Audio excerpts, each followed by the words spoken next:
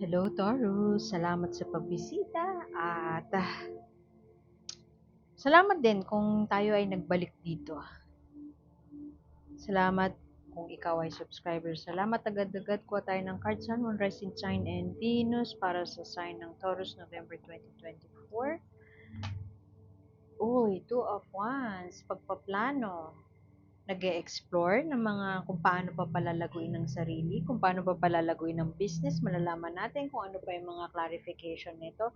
Pero makikita mo may kastilyo dito, para siyang Indian or Persian na ano. Tapos may bulaklak na black and white. Maaring dreaming of a better future tayo. Um, Hindi daydreaming eh. Talagang may plano eh, may intention na baguhin ang sitwasyon na meron tayo or may intention na palawakin pa ang ating experience, palawakin pa ang ating pananaw, palawakin pa ang kung ano man yung meron tayo gusto nating mag-expand pa. Pero dahil plano pa lang siya siguro, yun ang interpretation ko dito sa bulaklak na black and white na yan. Hindi pa siya fully yumayabong, maaaring hindi pa nga fully na itatanim eh. Kumbaga, kung magtatanim ka ng puno ng halaman, di ba mag-uumpisa yun sa pagplant ng seed. Hindi wala pa dun sa act ng mismong pag-cultivate, pag-plant ng seed, pero nagpaplano ka na i-plant yung seed na yon. So, hindi pa siya fully yumayabong. Plano pa lang siya, nasa utak pa lang, or nasa pag-i-intend pa lang. Kumbaga, nasa ether pa lang siya, nasa spirit world pa lang siya. Hindi pa siya fully na ma-manifest, pero may intention na magpunta sa path na maaaring explore ko kaya to, mag-invest kaya ako sa ganito, magtayo kaya ako ng business, mag-diversify kaya ako, mag-try ko kaya mag-stocks, self-employed ako, magtrabaho kaya ako ulit sa corporate or nasa corporate ako, magtrabaho kaya ako, mag-business na kaya ako, o kaya magtrabaho na kaya ako as a freelancer. Nasa utak pa lang natin ang pagpaplano, pero kasama din ng two of wands. Kumbaga, hindi mo pa na-wield yung wand, hindi ka pa nag-abracadabra, iniisip mo pa lang na, oh shit, parang, ano bang gagawin ko? Gusto ko mas ako yung, maaari ikaw yung tao na mas komportable ka na magtrabaho na mag-isa, ayaw mo na ulit or na-stress ka maaari nung nakaraan sa pakikipag-partner o maaaring yung ano to, yung negosyo mo. Sorry, medyo baliktot yung dila ko eh. English o Tagalog talaga yung dila ko, ewan ko. Anyway, dyslexic yata ako kasi minsan din yung basa ko na pagbabaliktad. Basa as in reading, na not the tarot reading interpretation, but more of reading words. Baliktad. Anyway, neurodivergent pala. May nahulog kunin natin. So, maaaring dati parang yung business partner mo dati, parang na-trauma ka sa kanya, pwede ganun. Hindi naman na-trauma, parang mabigat yung na-trauma eh. Parang natuto ka na, meron siyang ginawa na maaaring hindi swak sa, it doesn't sit well with you. So dahil doon parang ayaw mo nang pumartner ulit sa mga grupo. Pwede din na nasa corporate world ka, yung team mo napaka-toxic, ayaw mo na ulit pumartner. Parang Libra to ah. Panoorin mo yung Libra. Baka may Libra ka sa chart. Pero yung sa Libra naalala ko, ang title nun ano eh, ayaw mo munang pumartner sa iba. So ito, parang gusto mo muna mag-solo, solo trip, solo baliw. Yung mga kaibigan ko tawag din solo baliw. Pwedeng ganon. Puwede rin na sadyang hindi naman sa hindi ka team player, eh. Pero it's more of para siguro natuto ka na na hindi ka basta-basta magga-gather ng grupo, magbubuo ng grupo para magplano ng isang bagay kasi too many cooks in the kitchen, hindi siya maganda. So ngayon parang maaaring gusto mo muna mag-solo, pwede nga yun nga maging freelancer ka na lang, individual contractor, gano'n. Kesa yung mag-ano ka na lang, mag-agency ka or sa kampanya ka na malakihan kayong grupo, yung gano'n. At tingin ko kung ano man tong plano na to, mukhang magtatagumpay ka. Or may iba, sorry, hindi hindi ako sure doon sa magtatagumpay kasi meron tayong agency. Meron agency as in individual agency, meron tayong free will, yung totoo ko free will. Meron tayong free will at meron tayong capacity to choose. Sabi nga ni Sinaida Seva, 'di ba? Ito ay mga gabay lamang, gamitin natin ang ating free will.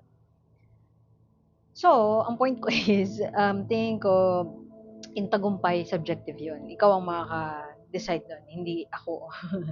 Pero, ang sinasabi nitong fortune ay parang mag-iiba na yung takbo or mag-iiba na yung ihip ng hangin. Hindi ko pa alam kung after ito ng decision mo o ngayon na, mangyayari na siya ngayon. Pwede din kasi na nagbago na yung ihip ng hangin kaya siguro i-intend ka na, nagpaplano ka na ngayon to venture into a new path. Gumawa ng ibang bagay, i-wield na yung wand para makagawa ka ng isang bagay na hindi mo pa nagagawa dati. Siguro may takot, may pangamba kung kasi mag-step out of your comfort zone ka, lahat naman ng bagay na stepping out of our comfort zone ay hindi ganun kadali. Oh, for for the longest time all your life empleyado ka tapos biglang magte-take ka ng leap into individual contractor into let's say gagawin mo na rin yung passion project mo yung ganun maraming bagay na kailangan i-consider at may pangamba doon kasi mukhang kung hindi man pipiliin mo na mag solo trip ayaw mo na munang mag-convene tawagin yung barkada mo para tanungin sila ng tamang desisyon, yung gano'n. Kasi baka magkapurnada pa or mamali. It's not that hindi mo sila pinagkakatiwalaan eh. Or it's not that sarili mo lang yung pinagkakatiwalaan mo. Pero it's more of natatakot ka na baka yung distractions na ibigay sa'yo ng collaboration with other people ay sukuan mo na lang, katamaran mo na lang kasi parang ayoko na sila na lang yung parang oo ka na lang. Natatakot ka na baka umuo ka na lang doon sa plano nila. Bukod sa magaling ka talaga magplano, baka sirain nila yung plano mo. So, yun.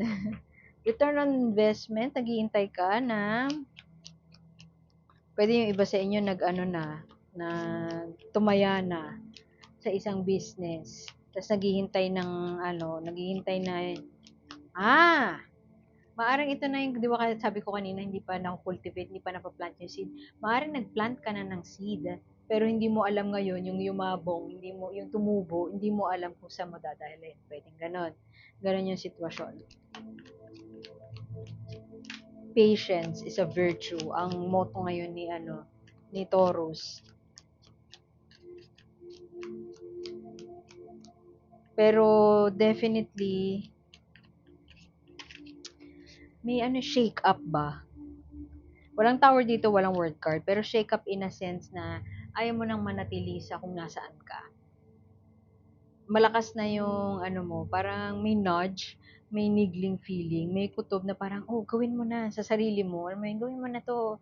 Um, Suddenly you cared.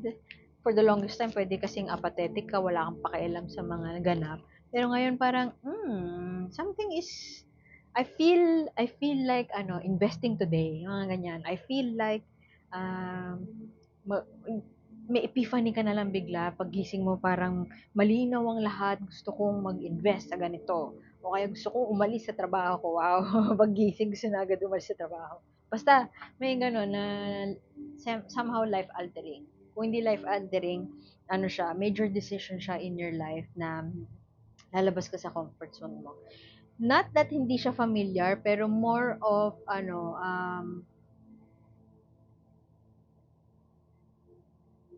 hindi mo lang gamay. Ganon. Alam mo, crypto. Tagal mo na siyang binabasa-basa, pero hindi ka pa trader. May idea ka lang, ganon. So, not entirely, lalabas ka sa comfort zone mo kasi pwede mo full-time trader ka na o i-dip mo na yung toes mo into the water para i-try siya, yung ganon. Pwede din na nag-invest ka na tapos, hindi ko alam bakit failure to eh. Pero Seven of Pentacles.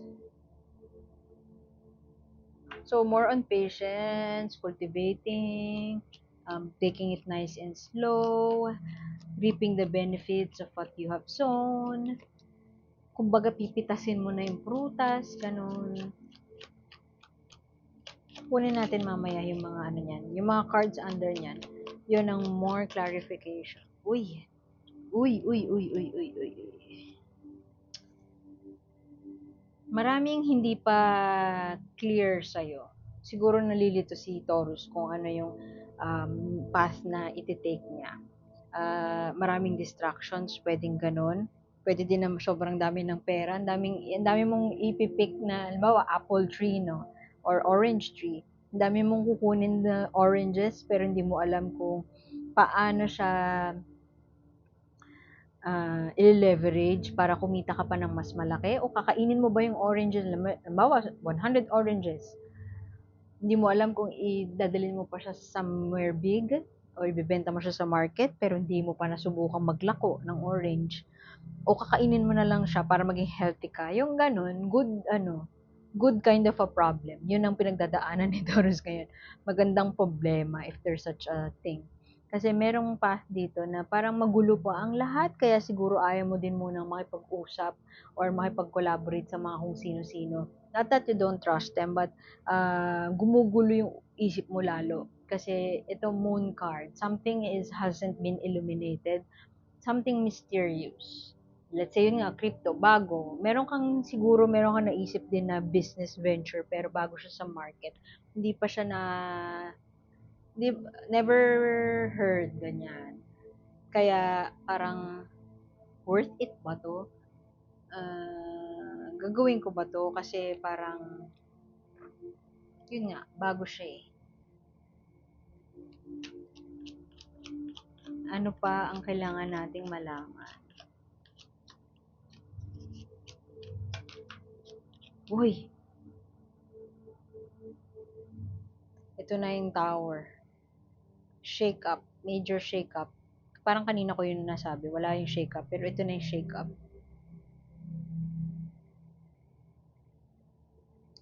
Ah, pwedeng ang yung dati mong kagrupo siyang naging dahilan ng iyong downfall, ganyan. So, pwedeng aalis ka na doon or nagpaplano ka na umalis. Pwedeng work situation yan. Pwede ding love situation, pero may kinalaman sa pera. Kung love situation, pwedeng nagpaplano ka na umalis sa comfort zone mo kasi para naging komportable na kayo sa isa't isa. Masyado na kayong cozy sa isa't isa, pero hindi kayo nag-grow. Pwedeng ganun.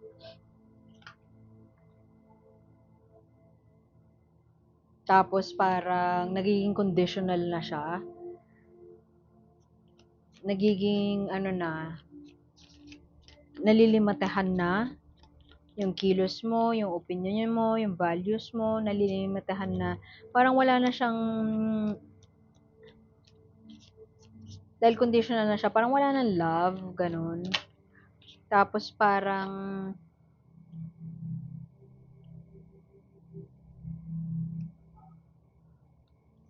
isa sa inyo ayaw kumilos, doesn't want to take the work. Regardless to kung work situation o love situation basta, relationship. Yung isa sa inyo, so ikaw, si Taurus, masyadong hardworking si Taurus, persevering, matyaga, pasensyoso. At yung mga nangyari sa kanya nung mga nakaraan, hindi sa sinisisi niya yung mga tao, it's on me, ganyan si Taurus. Sa akin, ako ang magte-take ng responsibility. Pero sadyang yung mga tao sa paligid mo, nakaraan man o present, parang hindi mo masabi, na hindi ko din masabi, pero parang nate-take advantage ka. Ayaw mong sabihin na gano'n, pero parang gano'n. Kung lalagyan mo ng word yung mga ginawa sa'yo nung nakaraan, ay gano'n. Nate-take advantage ka. Na-take advantage ka, nasaktan ka, o pwede din na nabudol ka.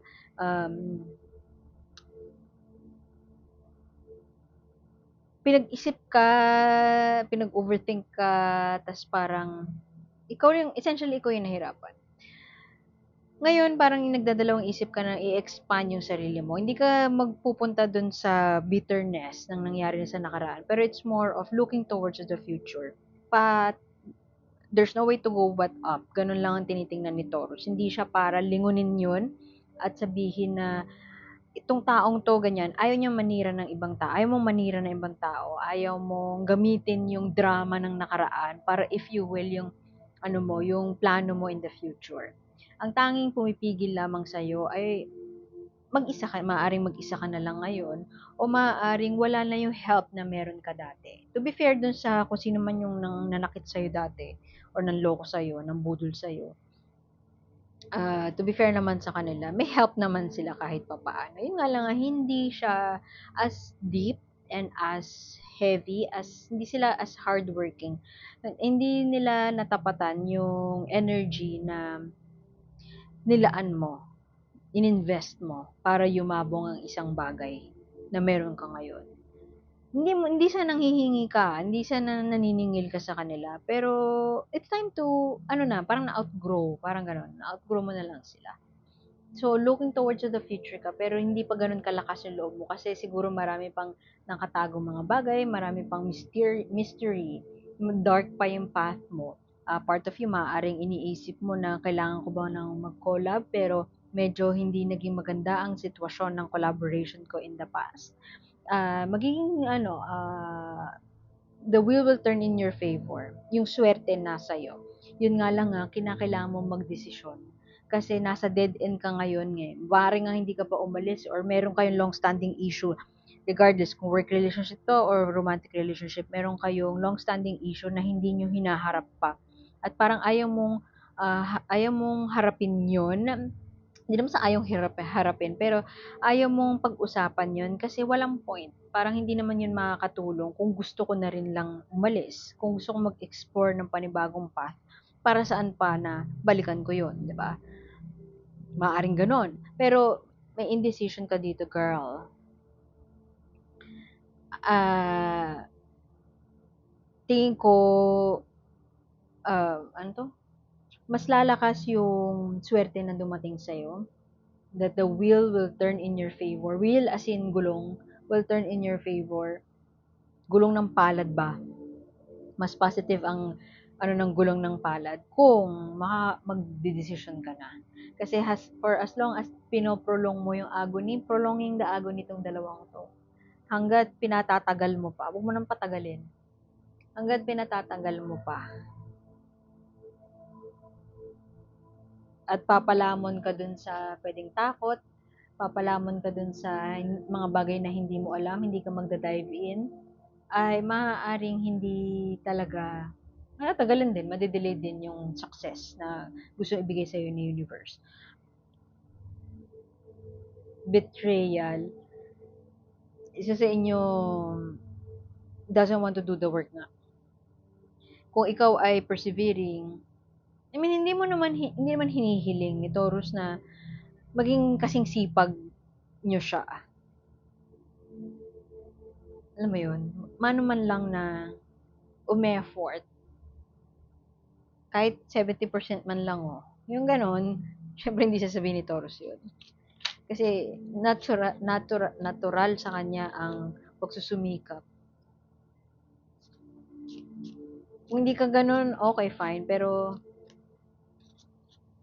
wag namang, syumad-syumad. Ang nakakatawa pa nun, hindi sasabihin ni Taurus na, ang tamad mo naman. Pwede din na sinasabi niya. Kasi, normal na sa kanya, yung masipag siya.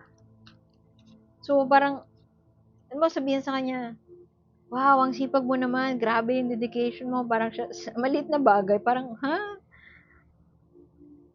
Ano ka na dun? Tuwan-tuwa ka na dun, parang normal lang yun sa akin eh. Parang 10% of my effort lang yan. Ganun. Pero syempre, humble si Taurus, hindi niya, humble ka, hindi mo sasabihin yun, no? Ano tong moon na to? Alam mo tong tower, laging nakakatakot na lumabas to. Kasi nga, yung isang bagay na binild mo, masisira siya isang ano lang. Pero ang tingin ko dito, hindi, it doesn't happen overnight. Naramdaman mo na papunta na dun. You will see it coming eh. Alam mo na hindi meant na para sa'yo, meant na mawasak ang isang bagay na hawak mo, you hold so dear. Nakakatakot yan lumabas, pero sa'yo, feeling ko, may peace, may at peace ka dun sa kung ano man yung mawawasak na yan. or aware ka na mangyayari yun, tinanggap mo na, yung gano'n, hindi siya devastating sa'yo. Hindi ka tipong magbe-breakdown kasi nawasak ang isang bagay. Kasi alam mo na kaya mo rebuild yun eh. O Devil, ano tong soul contract na to na hindi mo pa kayang i-let go, hindi mo pa kayang iwan? Ganun ka ba ka-forgiving? Para patawad lang ng patawad? Ayaw mo mang iwan ng ibang tao, pero ang nangyayari dun, ikaw yung nasasaktan or ikaw yung naloloko, ganon.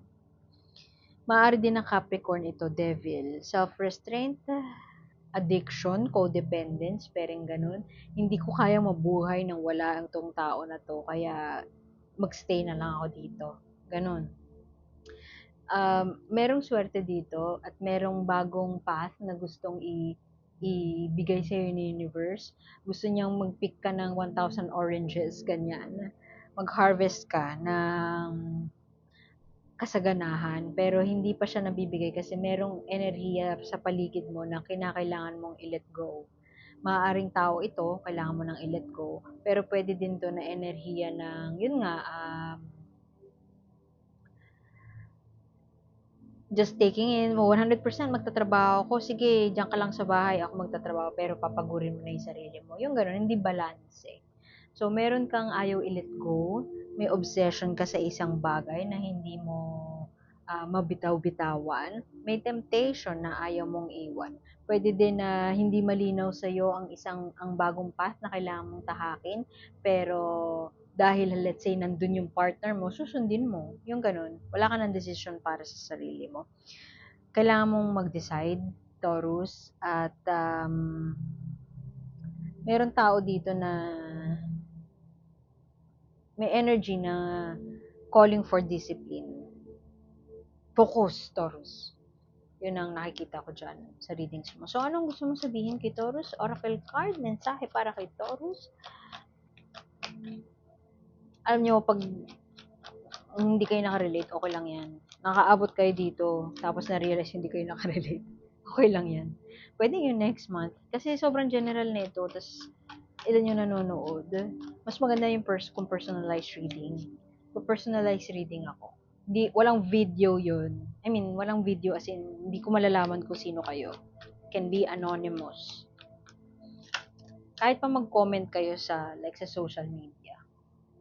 Hindi ko din chine-check yung profile. So, you are anonymous. So, tapon nyo lang kung ano yung hindi kayo nakarelate. Tapos subscribe na lang kayo para mabutan nyo yung next na pag-upload. Kasi pwedeng yun yung makaka-relate kayo. Tapos ito, yung card na to, baka ito yung maka-relate kayo. Remember the Wooby. Actually, nung na ano ko to, di ba Binky yung tawag nila dun sa, alam mo yung doll, ewan ko may ganun ka, pero ako may ganun ako eh. Yung baby ka, di ba, meron kang doll. Tapos kahit madumi na siya, yung doll na yun, yun yung magbibigay sa'yo ng comfort, ng solace. Pero sa iba, Wooby yung tawag. So, pag lahat nawala na sa'yo, lahat, yung like yung foundation mo nawasak na, lahat kinuha na sa'yo, pwede kasing naloko ka, totally na scam ka, yung pera mo nakuha. So, pag dumating na sa point na lahat wala na sa'yo dahil bigay ka ng bigay, tandaan mo, huwag mong kalimut, bumalik ka dun sa wooby mo. I mean, hindi ko sinasabi na mag-seek ka ng solace sa isang toy, pero pwede din. Comfort. Ano yung magpapasoothe sa'yo ng pain? Kasi delikado pag ang pain ay siyang ginamit mo para mag-move forward. Kasi hindi ka magiging successful enough kapag nanggagaling ka sa intention ng pain. Alam mo yun? Kasi, I mean, gamitin mo yung pain para mag-fuel sa'yo to move forward. Pero, wag mong gamitin yung pain para tambayan siya at magstay na lang doon at uh, mag-transform siya into something like galit, like paghihigante. Yung ganun, nakatulad ng mga napapanood natin sa mga teleserye. I-transform mo siya. Una muna yan. Hanapin mo muna. Remember the movie. Remember when everything else fails, ano yung bagay na nagbibigay sa'yo ng comfort? Ano yung bagay na nagbibigay sa'yo ng solace? Find that. Before you move towards sa plano mo, yan, yung bago mo i-wield yung wand at mag-manifest ng yung dreams, o bago mo i-harvest yung oranges, bago ka mag-decide, take a step back and ano mo lang, iproseso mo lang. Iproseso mo yung mga nararamdaman mo, take it slow. You don't have to hurry, but you have to decide and you have to let go ang mga bagay na hindi na healthy para sa'yo. Okay? So, iwan ko na yun doon, Taurus. Like, share, and subscribe naman po. At sana makita ko po kayo ulit next time. Ako po si A. See you soon. Bye!